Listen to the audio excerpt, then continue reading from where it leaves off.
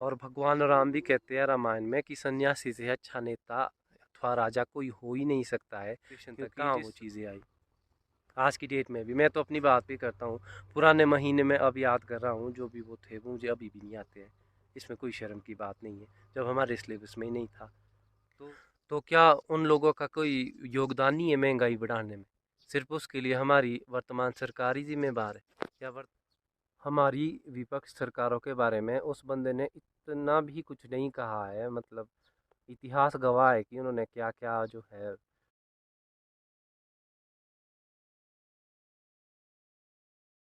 जय श्री राम दोस्तों, कैसे हैं आप सब? होप सो सब अच्छे होंगे। तो सबसे पहले तो मैं कंगना रनौत मैम को बहुत बहुत बधाई देना चाहता हूँ कि उन्होंने जो है अब राजनीति में आने का फैसला लिया है, और उनको हमारे माननीय प्रधानमंत्री जी श्री नरेंद्र मोदी द्वारा टिकट मिल गया है। और उन्होंने जो है मंडी ज़िले में अपनी एक स्पीच दी थी, जो कि मुझे बहुत अच्छी लगी। वो जो है वो बहुत ही अच्छी स्पीच दे रहे थे, मैं उनकी स्पीच से बहुत ज़्यादा प्रभावित हुआ।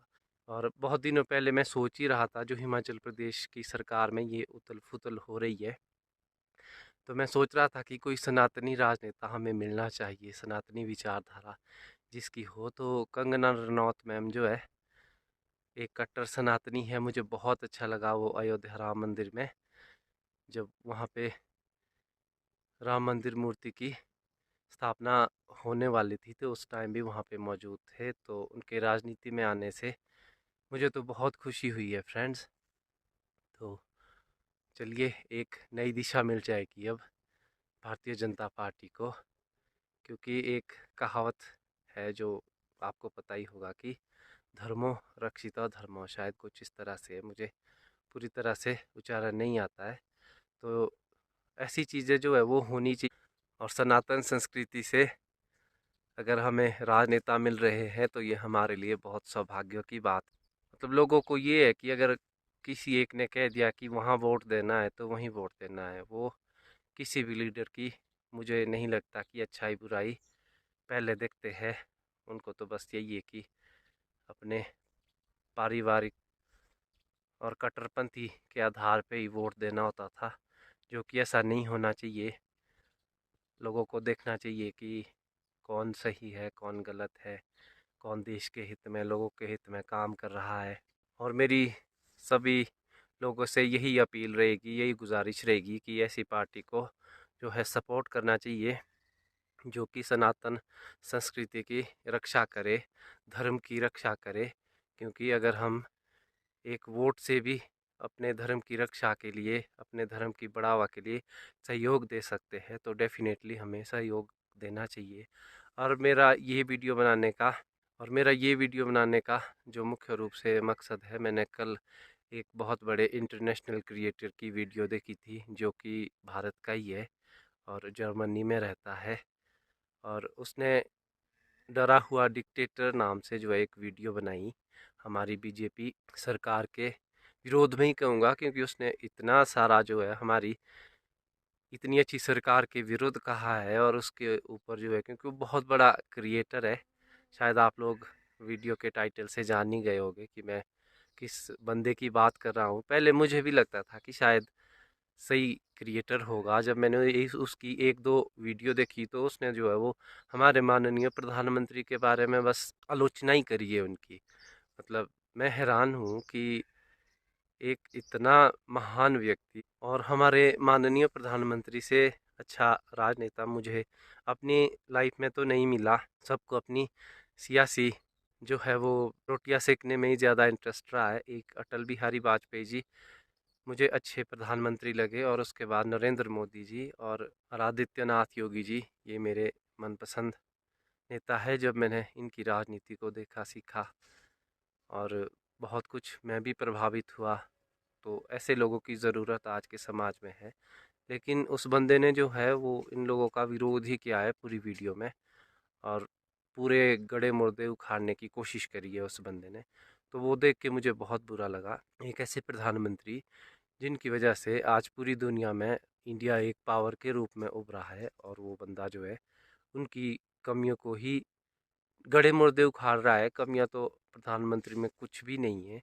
उन्होंने जो है देश को इतना आगे ले गए हैं वो आज की डेट में, और विश्व स्तर पे जो है भारत एक बहुत बड़ी पावर के रूप में उभरा हुआ है। और हमारे माननीय प्रधानमंत्री जी भी एक बहुत पावरफुल व्यक्तित्व के रूप में उभर के आए हैं, और उन्होंने जो है वो बहुत ही अच्छी योजनाएं बनाई है महिलाओं को सपोर्ट करने के लिए। और उस क्रिएटर की वीडियो देख के मतलब मुझे इतना ज़्यादा अंदर से मैं आहत हुआ हूँ कि मुझे ये वीडियो बनाने में जो है वो प्रेरणा प्राप्त हुई कि मुझे भी कुछ ना कुछ तो बोलना ही है।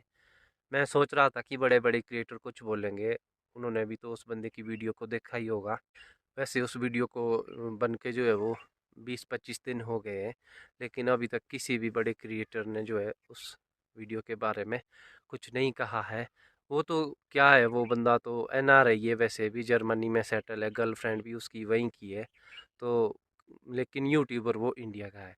तो वो तो बंदा जो है मतलब करंट अफेयर्स पे कुछ भी बकवास बोल के, क्योंकि उसके फॉलोअर्स करोड़ों में है, तो अपनी रोटियां ही सेक रहा है, बस उसको तो पैसा ही कमाना है। उसको अपने आप को देशभक्त बोलता है, लेकिन मुझे तो मतलब 1% भी उसमें देशभक्ति नहीं लगती है एक ऐसे नेता को जिसने जो है सबसे ज़्यादा योगदान किसी देश को ऊपर ले जाने में दिया है। और आप माननीय और सम्माननीय नेता के पीछे इतना बुरे तरीके से आलोचनात्मक व्यवहार कर रहे हैं कि, और अपने आप को देशभक्त मानते हैं। मैं तो बिल्कुल भी उस बंदे को नहीं मानता हूँ, और लाखों करोड़ों में उसकी वीडियो पे कमेंट भी आए हुए हैं, मैंने देखे भी। तो मतलब बहुत बड़े जो है एक जनता के समूह को वो बंदा जो है गुमराह कर रहा है। हमारी विपक्ष सरकारों के बारे में उस बंदे ने इतना भी कुछ नहीं कहा है, मतलब इतिहास गवाह है कि उन्होंने क्या क्या जो है किया था, और हिंदू विरोधी नीतियाँ बनाई थी, और वक्फ बोर्ड जैसा जो है एक जो कि बिल्कुल हिंदू विरोधी एक्ट है वो पास किया था, पारित किया था, और भी कई नीतियाँ उन्होंने जो है लाई थी राजनीति में। तो उस टाइम जो है उसके ऊपर उस बंदे ने कुछ भी नहीं बोला। वो अपने आप को बनता तो बड़ा भारी समाज सेवक ही है, और बड़ा भारी जागरूक बनता है वो बंदा। तो अगर उतना ही वो जागरूक है तो उस टॉपिक पे भी तो उसकी कोई वीडियो होनी चाहिए थी, लेकिन नहीं जी। उसको तो मात्र अपनी जेबें भरने से मतलब है, और करंट अफेयर्स को लेके ही वो हमारी सम्माननीय वर्तमान सरकार को भला बुरा कह रहा है। तो मुझे तो उस बंदे की, पहले मैं उसकी रिस्पेक्ट करता था कि चलो अच्छा ही होगा, लेकिन नहीं, अब जब से मैंने ये वीडियो देखी है तो तब से तो भाई मैं तो उसको नहीं मानता हूँ। मैं उसकी वीडियो भी देखना पसंद नहीं करता हूँ, और अगर यूट्यूब पे ब्लॉक करने का ऑप्शन होता तो डेफिनेटली मैं उसको ब्लॉक करता।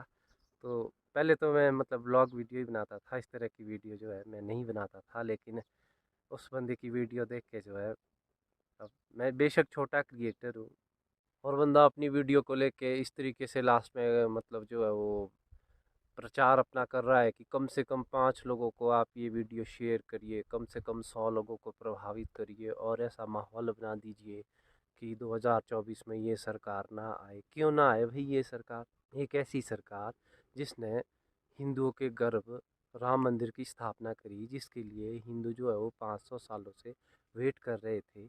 इतनी महान उपलब्धि, कितनी सरकारें चली गई, कितनी आ गई, कितने नेता चले गए, कितने आ गए, लेकिन इतने बड़े कार्य को कोई भी जो है वो अंतिम रूप नहीं दे पाया।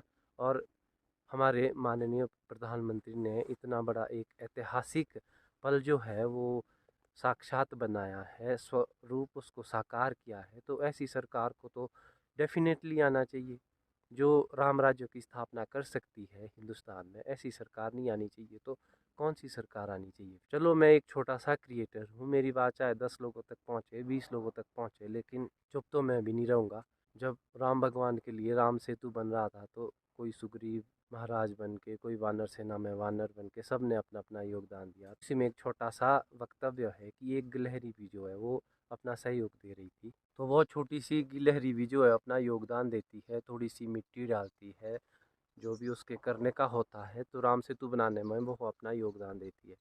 तो सब उससे पूछते हैं कि भाई तुम्हारी इतने जैसे योगदान से क्या हो जाएगा? तो लास्ट में वो यही कहती है कि कुछ हो ना हो, लेकिन उसको भी धर्म की स्थापना के लिए, धर्म कार्य करने के लिए अपना योगदान देना था।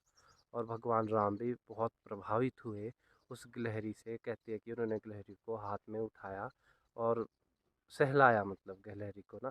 तो कहते हैं कि जो गिलहरी के शरीर की वो 3 धारियाँ हैं ऊपर की, तो वो उसी आशीर्वाद स्वरूप जो है तब से पड़ी है, जब से राम भगवान ने उनको आशीर्वाद दिया था उस गिलहरी को। तो मैं तो अपने आप को एक बस उसी गिलहरी के स्वरूप को मान के अपना वोट मैं तो बीजेपी सरकार को दूंगा और सम्माननीय माननीय प्रधानमंत्री जी को सपोर्ट करूंगा 2024 के आने वाले इलेक्शन में। और वो बंदा कहता है कि मतलब जो है महंगाई इतनी ज़्यादा हो गई है कि मतलब पेट्रोल इतना ज़्यादा हो गया, तो वो तो पुराने अब समय की बात है। अगर वर्तमान परिस्थितियाँ उस तरह की है, आज जनसंख्या की दृष्टि से हम विश्व में सबसे ऊपर आ गए हैं। और जो है कोई मतलब ऐसे भी है हमारे समाज में जो 8-8 बच्चे पैदा करते हैं एक परिवार में। तो क्या उन लोगों का कोई योगदान नहीं है महंगाई बढ़ाने में?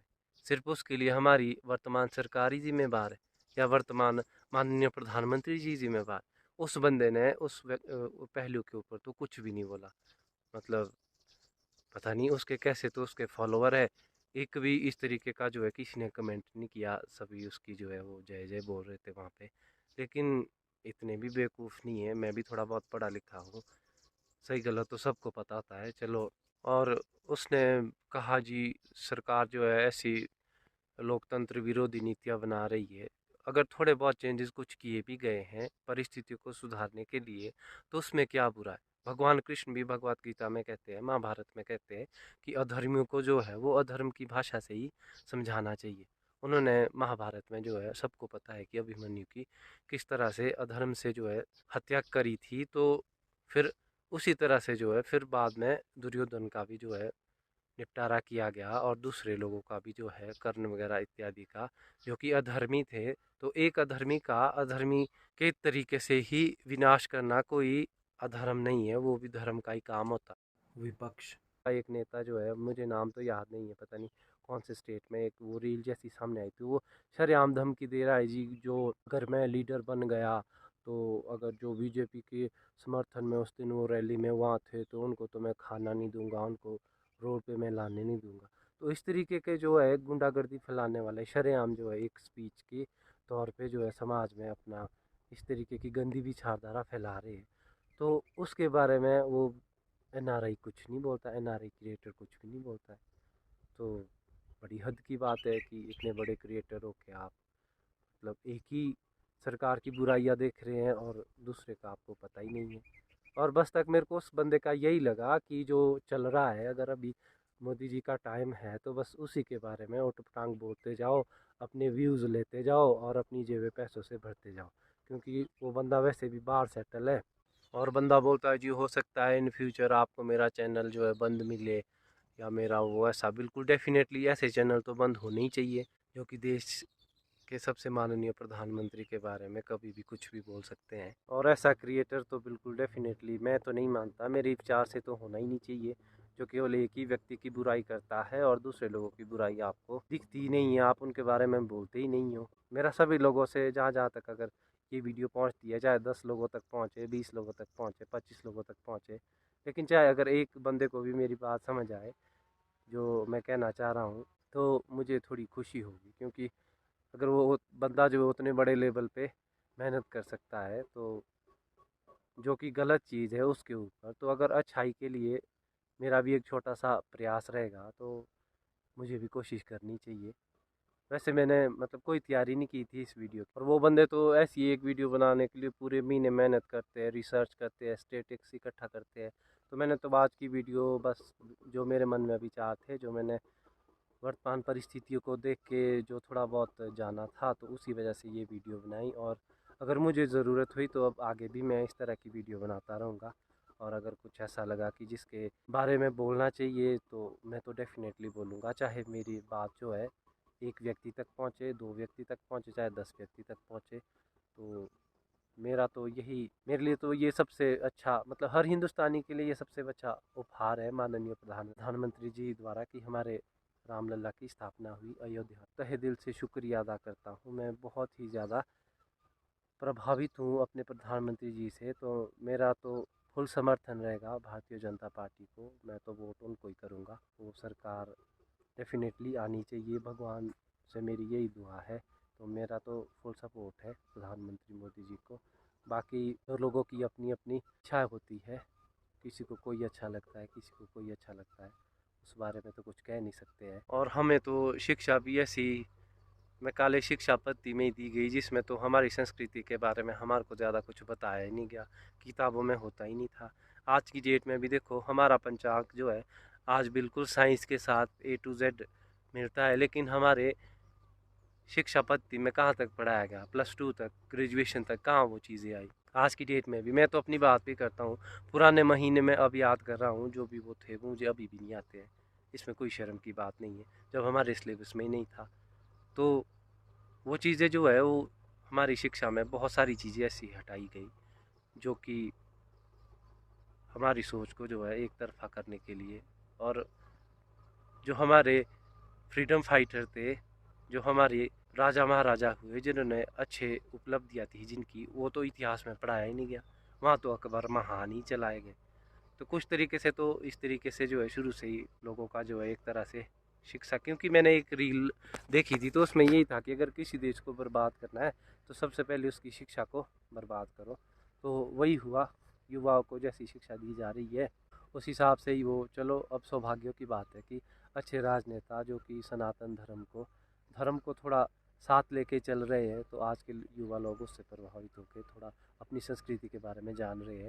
यही सबसे यही अपील है जो भी जिस तक वीडियो जाती है कि अब जो है परिवारवाद से बाहर आ कर के एक ऐसे राजनेता को सपोर्ट करना चाहिए जो कि भलाई का काम करे, अच्छे का काम करे, धर्म की रक्षा करे, क्योंकि धर्म की रक्षा होती है। धर्म है तो ये धरती है, तो ये लोग है। आपके अपने अस्तित्व की रक्षा होती है, समाज की रक्षा होती है, देश की रक्षा होती है धर्म के आधार पे। तो ऐसे राजनेता को सपोर्ट करना चाहिए। ये बिल्कुल भी ज़रूरी नहीं है कि अगर कोई राजनीतिक परिवार से है और वो किसी गलत राजनीतिक दल में है, तो मैं तो नहीं मानता हूँ कि अगर बेशक वो अच्छा नेता है लेकिन वो राजनीतिक दल गलत है, और बेशक वो उसी इसमें अगर वो रहेगा भी वो बंदा, तो इन फ्यूचर जो है वो अच्छी सरकार नहीं होगी क्योंकि उसने गलत व्यक्ति का साथ लिया है। तो अगर वो अच्छा नेता भी है तो मेरा तो यही मानना है कि उसको किसी अच्छे राजनीतिक दल में आना चाहिए जो देश और धर्म की रक्षा करता हो, उसको बढ़ावा देता हो। तो परिवारवाद से बाहर आकर के आज के लोगों को जो है समाज और धर्म की रक्षा करने वाले नेताओं का साथ देना चाहिए, मेरा तो यही अपील है। ऐसा नहीं होना चाहिए कि किसी ठगड़े ने मुखिया ने कह दिया कि जी उसको वोट देना है, उस पार्टी को तो उसको ही वोट देना है, ऐसा नहीं होना चाहिए। कट्टरवादिता और परिवारवाद से थोड़ा सा बाहर निकलना चाहिए आज की डेट। और भगवान राम भी कहते हैं रामायण में कि सन्यासी से अच्छा नेता अथवा राजा कोई हो ही नहीं सकता है, क्योंकि जिस बंदे का तो अपना परिवार हो वो तो कुछ हद तक कोई माने ना माने लोभवश जो है कहीं ना कहीं वो अपने परिवार तक ही सीमित रहता है। थोड़ा बहुत वो अपने बाल बच्चों का औरों के कंपैरिजन में जो वो ज़्यादा भला सोचता है, लेकिन सिंगल व्यक्ति जो होता है उसके लिए पूरा समाज परिवार होता है, उसके लिए पूरे समाज के बच्चे अपने बच्चों की तरह होते हैं, और पूरी कंट्री जो है उस बंदे के लिए एक फैमिली की तरह होती है। तो इन बातों को जान के अगर ऐसी अच्छी पोजीशन है आज हमारी कि हमारे को अच्छे लीडर मिले हैं तो डेफिनेटली हमारे को उन्हें सपोर्ट करना चाहिए। फ्रेंड्स, मेरी तो यही अपील रहेगी। और गीता में भगवान कृष्ण भी हमें यही शिक्षा देते हैं, यही प्रेरित करते हैं कि जिस तरफ धर्म हो हमें उस ओर रह के ही काम करना चाहिए, चाहे वो जो भी काम हो हमारे व्यवसाय से संबंधित हो अथवा कोई और हो। उन्होंने जो है क्लियर किया है कि मैं पांडवों की तरफ इसलिए नहीं हूँ क्योंकि वो भगवान कृष्ण के रिश्तेदार थे, वो पांडवों की तरफ इसलिए है क्योंकि धर्म उनकी तरफ था। तो हमें भी अपने वोट का इस तरीके से यूज़ करना चाहिए जिससे कि धर्म की रक्षा हो, सनातन की रक्षा हो। साथ आज का वीडियो क्लोज करते हैं। होप सो आपको आज की वीडियो अच्छी लगी हो, तो वीडियो को लाइक करिएगा। आगे मुझे ज़रूरत हुई गतिविधियों को देखते हुए तो एक अपनी विचारधारा के ऊपर और नई वीडियो भी लाऊंगा। तो चलिए क्लोज करते हैं इस वीडियो को। जय श्री राम, हर हर महादेव।